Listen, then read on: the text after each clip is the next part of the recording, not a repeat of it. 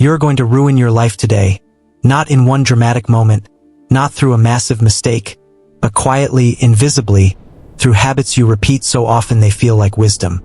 These aren't reckless decisions or obvious self-destruction. They're choices that sound responsible, rational, even mature in the moment. And that's why they're lethal. Every time you make them, you weaken your position just enough not to notice, until one day the damage is structural and your entire life collapses under the weight of decisions you once defended as smart. Machiavelli watched this happen over and over again. Not to empires, but to people. Men and women with talent, opportunity, and potential who didn't fail loudly. They decayed quietly. And if this makes you uncomfortable, good. Because that discomfort is the first sign you're about to recognize the habits that are destroying your future. You're going to ruin your life today. Not dramatically, not all at once, but through one of 7 specific behaviors you've been repeating so consistently that you don't even notice you're doing them anymore. These aren't obvious mistakes like gambling away your savings or destroying your relationships through infidelity. These are subtle, everyday actions that seem harmless or even responsible in the moment, but that compound over time into catastrophic damage music you won't recognize until it's already destroyed what you were trying to build. Machiavelli spent his entire career watching people destroy themselves, not through dramatic failures or spectacular mistakes, but through consistent small behaviors that gradually eroded their position until collapse was inevitable. He documented these patterns obsessively because he was trying to understand why some people maintained power and prosperity while others with equal or better starting positions ended up broken and discarded. What he found was that the difference wasn't luck or music talent or initial advantages. It was the presence or absence of 7 specific behaviors that determined whether someone thrived or got destroyed. Here's what makes these 7 behaviors so dangerous. They all feel reasonable when you're doing them. Your brain provides perfectly logical justifications for each one. I'm just being responsible. I'm just being cautious. I'm just being realistic. These rationalizations make the behaviors invisible to you, even as they're actively destroying your future. You think you're making smart choices. You're actually guaranteeing your own failure through patterns you can't see because they're wrapped in the appearance of wisdom. I'm about to show you the 7 specific things Machiavelli identified that you need to stop doing immediately. Not eventually, not when it's convenient, immediately. Because every day you continue these behaviors is another day of compounding damage that will take exponentially more effort to undo later. Some of this damage becomes permanent if you let it continue long enough. Pay attention because at least 3 of these 7 behaviors are things you did today, probably multiple times without thinking twice. And each time you did them, you weakened your position slightly. Do them enough times and the music weakness becomes structural. Your entire life gets built on a foundation that was designed to fail.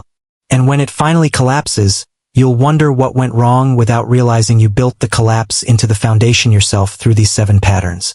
Last warning. What comes next is going to make you defensive. You're going to want to justify why your situation is different, why these behaviors make sense for you specifically, why stopping them would be irresponsible or naive. That defensive reaction is your brain protecting the patterns that are destroying you. If you listen to it, you'll close this video and continue doing exactly what's been keeping you stuck. If you can sit with the discomfort of having your justifications challenged, you might actually change something. Number 1, stop waiting for perfect conditions before taking action. The first behavior that's destroying you is waiting for ideal circumstances before you make your move. You're waiting for more money, more time, more knowledge, more certainty, more resources, more of something before you start. You think you're being prudent and responsible. You're actually guaranteeing you never start at all because perfect conditions never arrive. Watch how this operates in your own life. You want to start a business, but you're waiting until you have more savings, more free time, more experience in the industry, the right moment in the market. You want to change careers, but you're waiting until you finished one more certification, saved music up more cushion, found the perfect opportunity. You want to improve your health, but you're waiting until your schedule calms down, until after the stressful period, until you have more energy. All of these delays sound rational. None of them are. What you're actually doing is using the absence of perfect conditions as permission to avoid the risk and discomfort of actually starting. Because starting means facing uncertainty, means potentially failing, means being uncomfortable while you figure things out. Waiting for perfect conditions means you never have to face those things because conditions are never perfect. Machiavelli observed this pattern constantly in political and military contexts. The prince who waited for the ideal moment to make his move found that the moment never came. While he waited, circumstances changed. Competitors moved. Opportunities disappeared.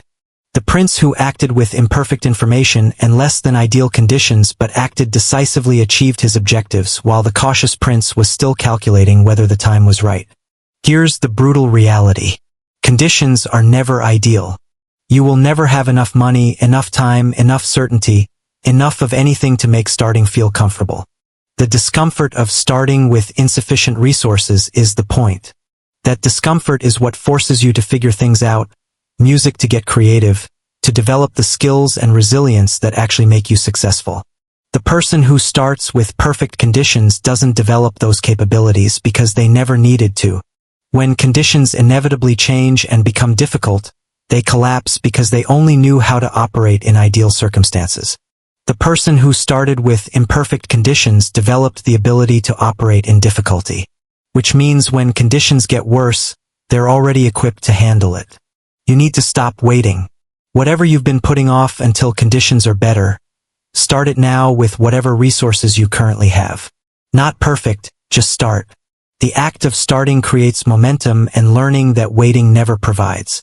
Waiting creates nothing except more waiting and the gradual erosion of your own belief that you're capable of doing the thing. Number 2, stop explaining yourself to people who have no power over your life. The second behavior destroying you is your compulsive need to explain and justify your decisions to people who have no authority over those decisions.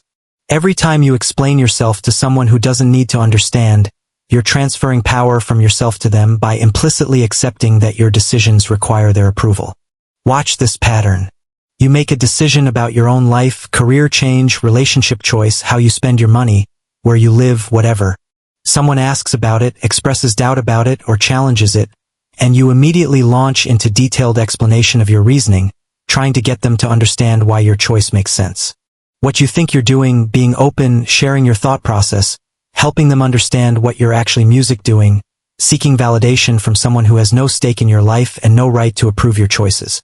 The moment you start explaining, you've positioned yourself as someone whose decisions need external validation rather than someone who makes decisions and lives with the outcomes.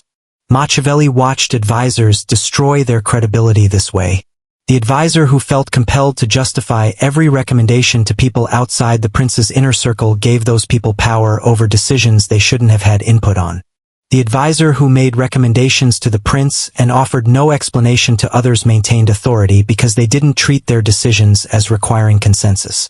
Here's what makes this particularly toxic.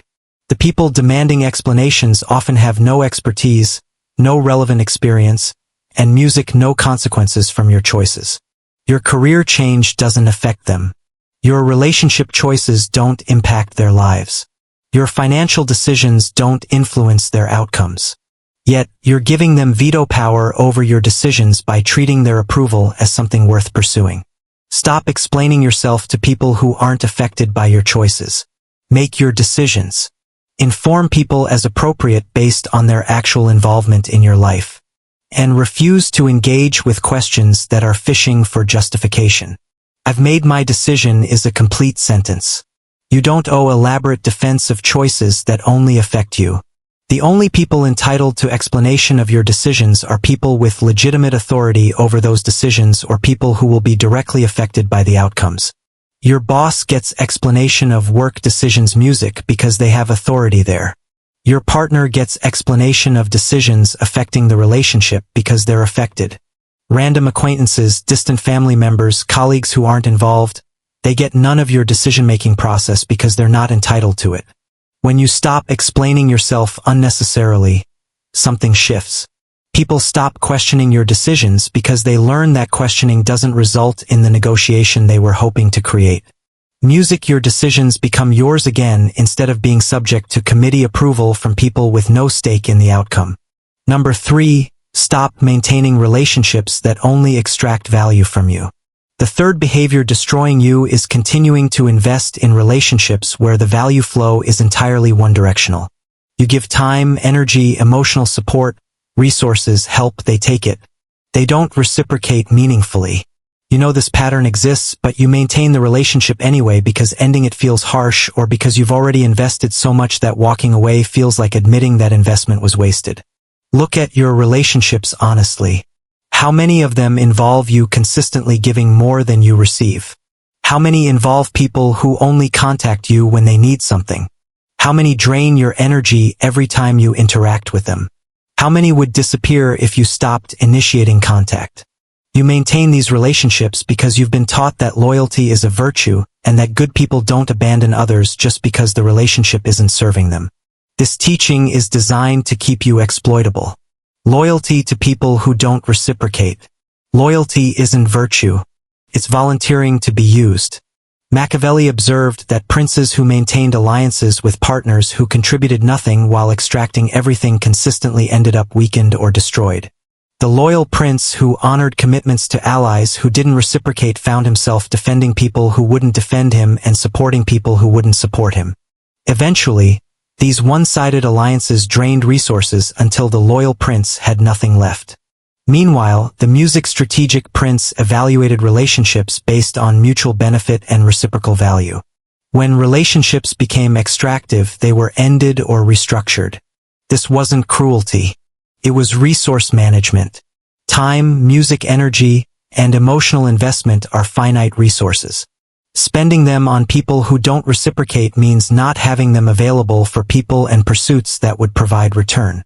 You need to audit your relationships ruthlessly. For each significant relationship in your life, ask, what do I give to this relationship? What do I receive from this relationship? Is the exchange reasonably balanced, or is one person giving substantially more than they're receiving? If the exchange is substantially imbalanced with you giving more, you have two options. Either communicate clearly about the imbalance and see if the other person adjusts their behavior, music, or end the relationship. What you cannot do is continue maintaining the relationship as is while resenting the imbalance. That resentment will poison both the relationship and your own well-being. Most people choose to maintain extractive relationships and manage their resentment about them rather than actually addressing the pattern. This is choosing slow poison over the acute discomfort of difficult conversation or relationship ending. Stop doing this. The people who only extract value from you without reciprocating aren't actually your friends or meaningful connections. They're people who benefit from your inability to end relationships that don't serve you.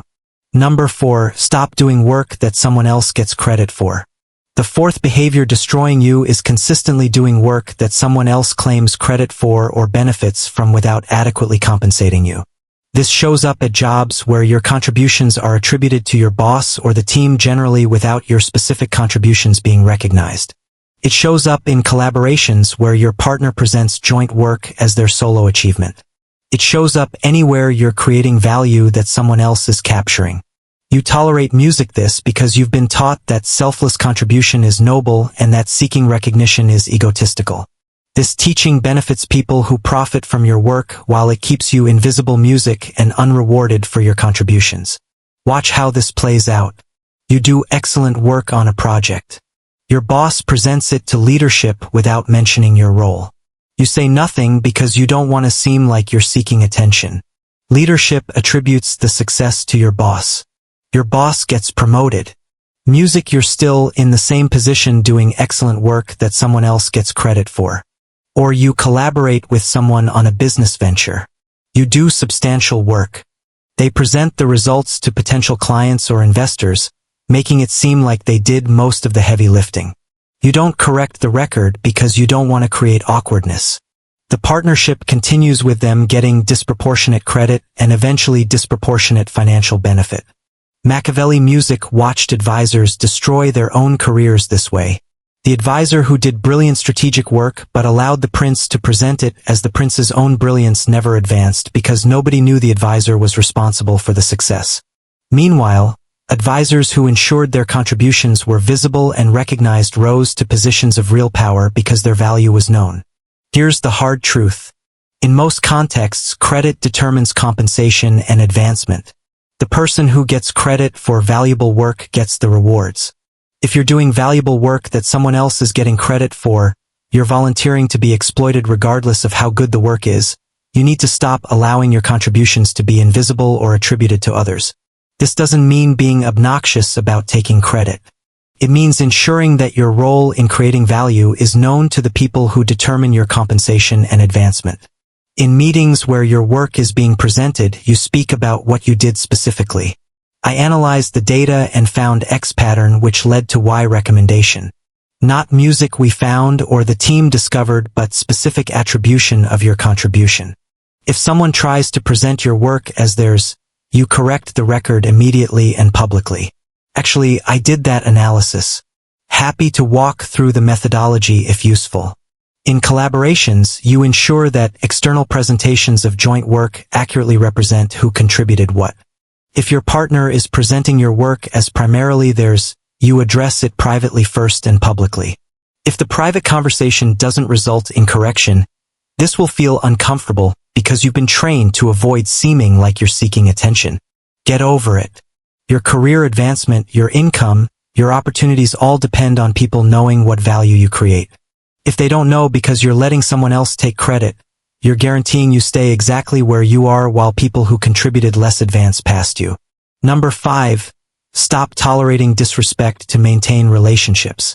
The 5th behavior destroying you is accepting disrespectful treatment from people because you want to maintain the relationship.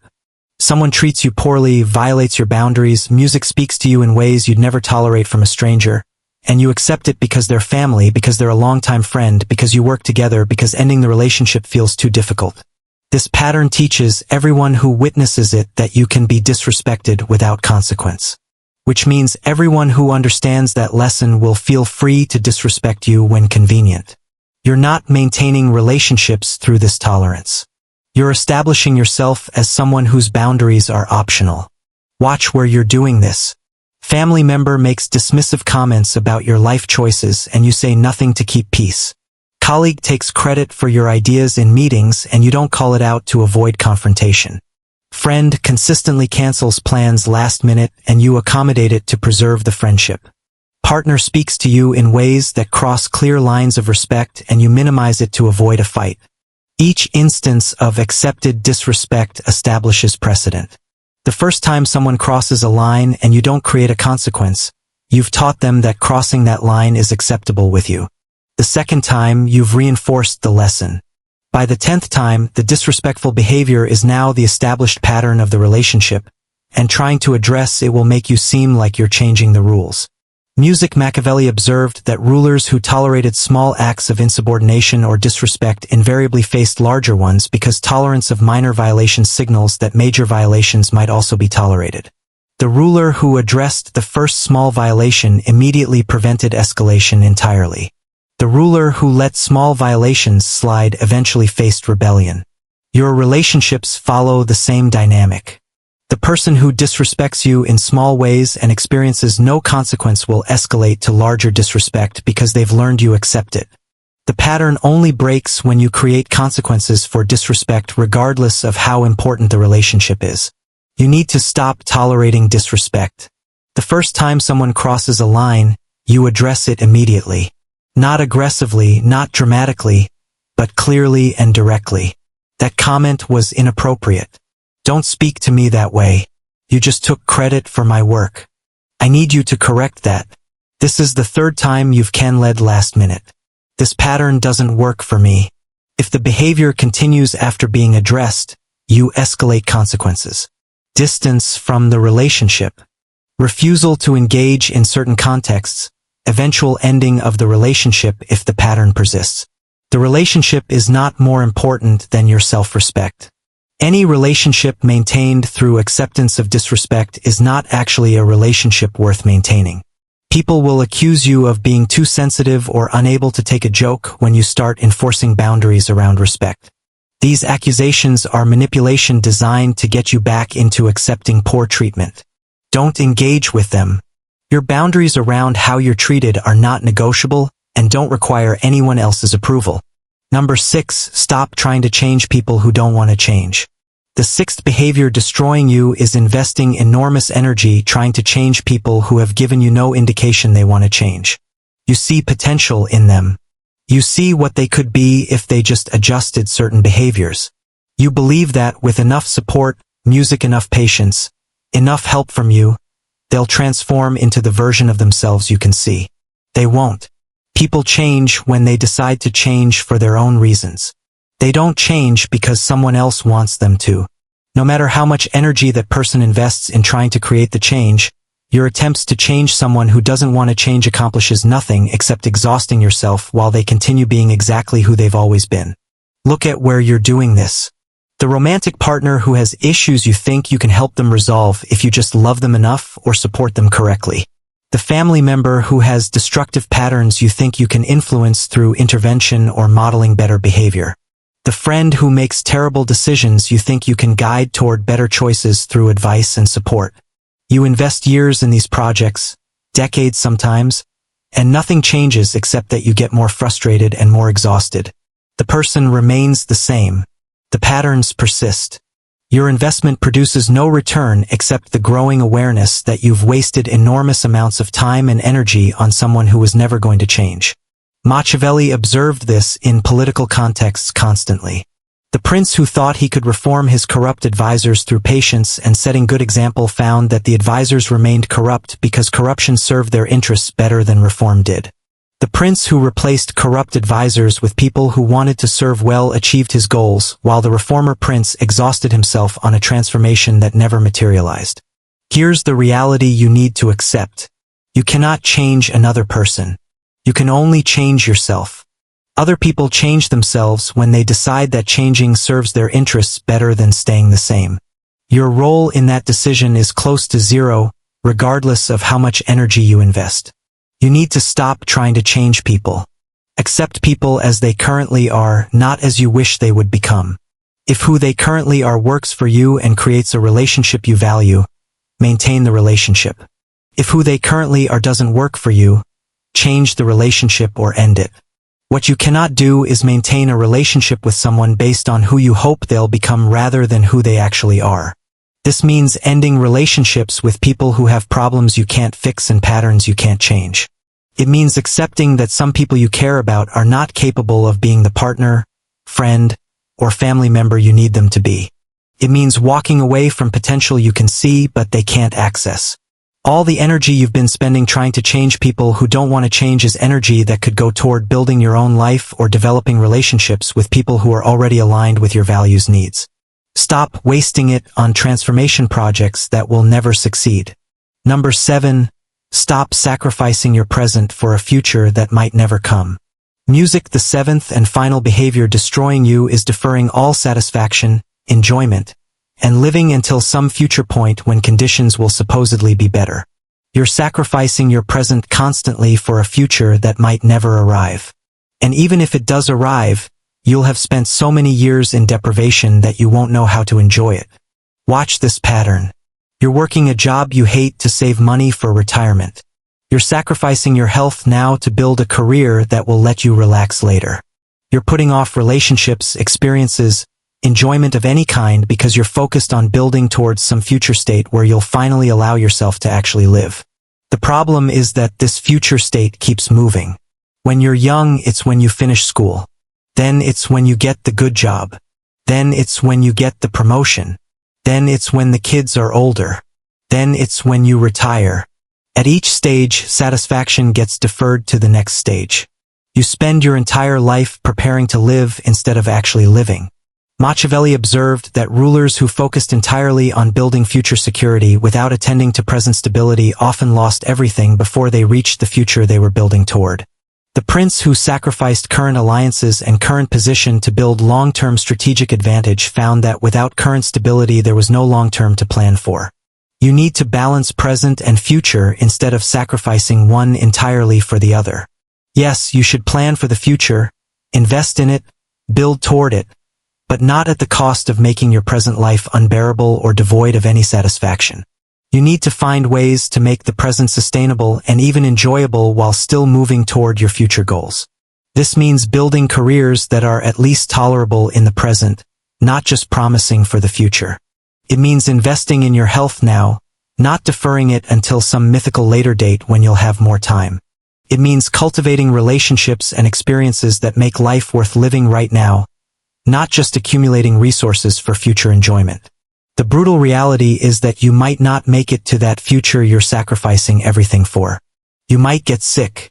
Circumstances might change. Opportunities you're counting on might disappear. If you've spent your entire present in deprivation for a future that doesn't materialize, you've just wasted the only time you actually had. Live now while building for later. Make your present sustainable. Find satisfaction in the current journey instead of only in imagined future destinations, because the journey is all you actually have. The destination keeps moving, and even when you reach it, there will be another destination you start pursuing immediately. These 7 behaviors: waiting for perfect conditions, explaining yourself to everyone, maintaining extractive relationships, letting others take credit for your work, tolerating disrespect, trying to change unwilling people, sacrificing all present for uncertain future.